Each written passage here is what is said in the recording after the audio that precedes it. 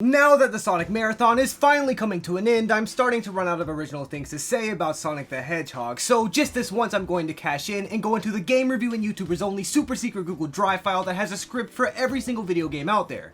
So if you'd excuse me. Sonic the Hedgehog is at a very rough transition into the third dimension.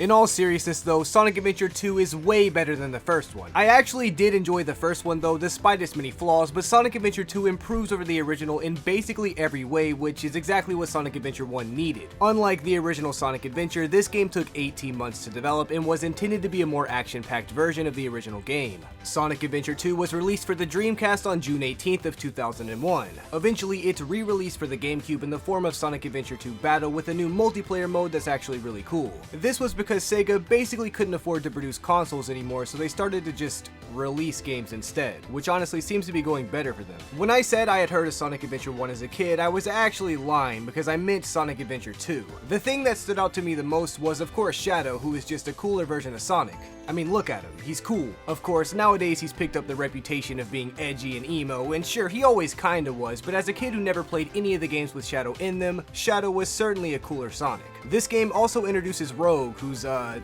Sonic character, but with titties. Later we find out she's a government narc though, which explains everything. But before I get ahead of myself, let's go over some of the similarities between Sonic Adventure 1 and 2. First of all, the level types are back and basically the same, except there are no Big the Cat levels. Thankfully. But as a matter of fact, you can't even play as Big the Cat in multiplayer for some reason, but Compound, before you start getting angry, there is a secret Big the Cat hidden in every single level as an Easter egg, which of course I think is really cool. The Sonic levels are the exact same, except for better in this game because not only is Sonic easier to control, but this game isn't horribly broken or buggy either. Tails rides in a mech suit and goes around shooting stuff like the robot from Sonic Adventure 1, but it still kinda sucks. These levels aren't horrible or anything, but in comparison to the awesome fast-paced Sonic levels, this makes me want to barf. Also, it gives me tinnitus because it constantly beeps while you play. Or is it tinnitus? I don't know. The Knuckles levels are also unfortunately the same, but they aren't as bad as in the last game. They still aren't great compared to the Sonic levels, but they at least feel less like a chore and have a lot of good ideas incorporated into each level. If you enjoy the Knuckles levels, that's great, but I don't. But at least the background music is cool. Sonic Adventure 2 also gives you the ability to play the bad guy story, which is every kid's dream. You get to play as Dr. Eggman, Shadow, and Rouge the Bat. The level types for the characters are the same as the good guys though, but again, the levels are better than Sonic Adventure 1, so in my opinion, it's not really repetitive feeling in any way. Shadow's levels play like Sonic's, Eggman's play like Tails, and Rogue's play like Knuckles. Once you beat both of the story modes, you get to play the last few levels with all the characters at once, but we'll get more into that later. With all the basic gameplay elements being improved from the original, I was also hoping that the story would be improved as well, and while it's no movie quality script, it's much better than the original and very intriguing.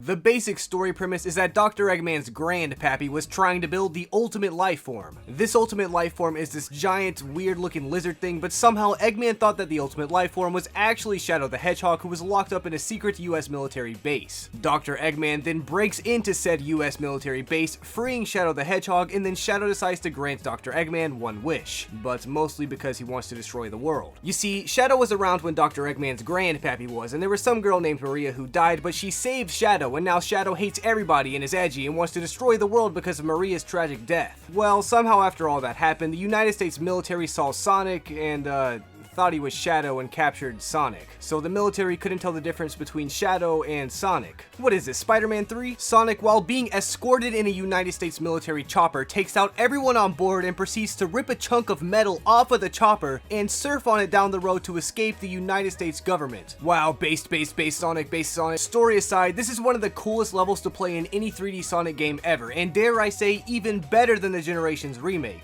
But yo, for real though, who's driving that giant building-sized truck? The story picks up later with Dr. Eggman trying to steal the Master Emerald right in front of Knuckles and Rouge. Or Rouge. What?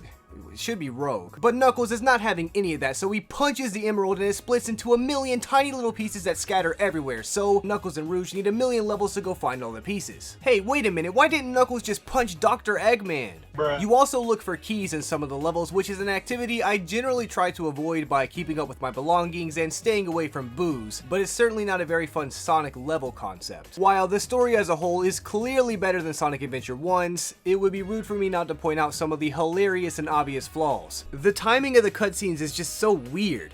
It honestly sounds like they had audio spacers set between the lines so that they sounded right, but they all got accidentally deleted right before the game launched without anybody realizing. If you want to live, leave the Chaos Emeralds where they are. The fake emerald is good enough for you. Do you actually believe that you're the real Shadow? No doubt. Even your memories might not be real, you know? Even if my memories are not real, it's still me, Shadow. And I will fulfill my promise to Maria. That's the only thing that matters to me now.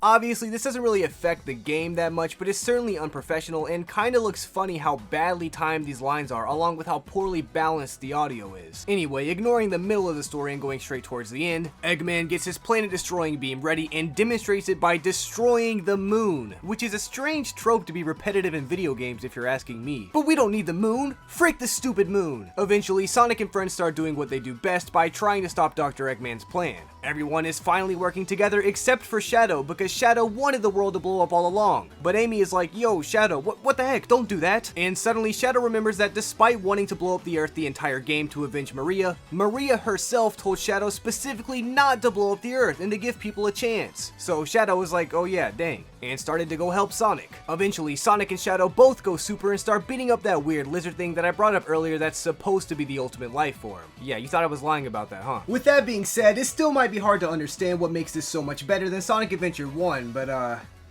let's talk about that now.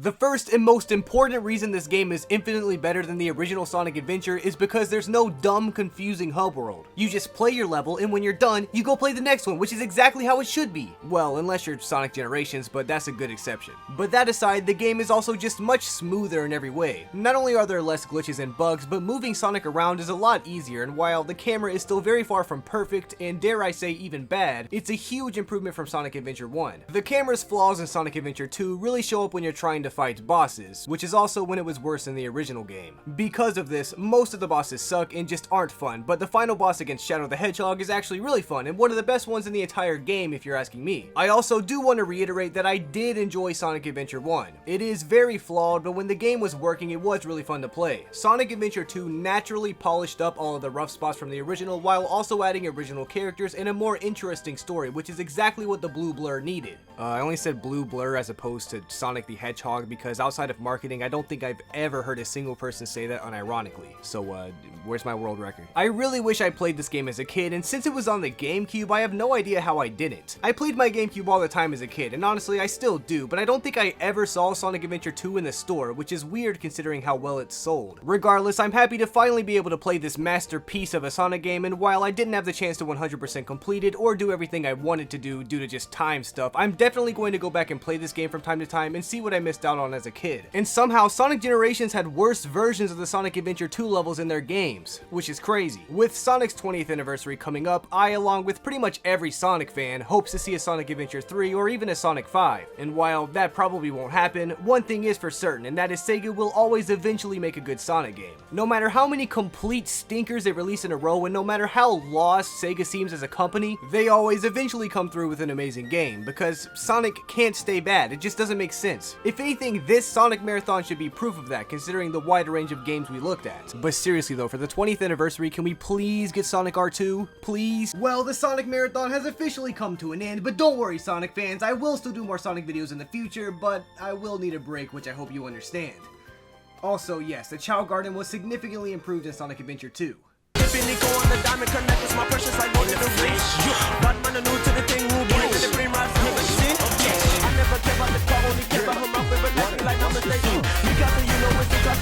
tough, this falls to my queen red. We work hard to get that, and I'm being enough, this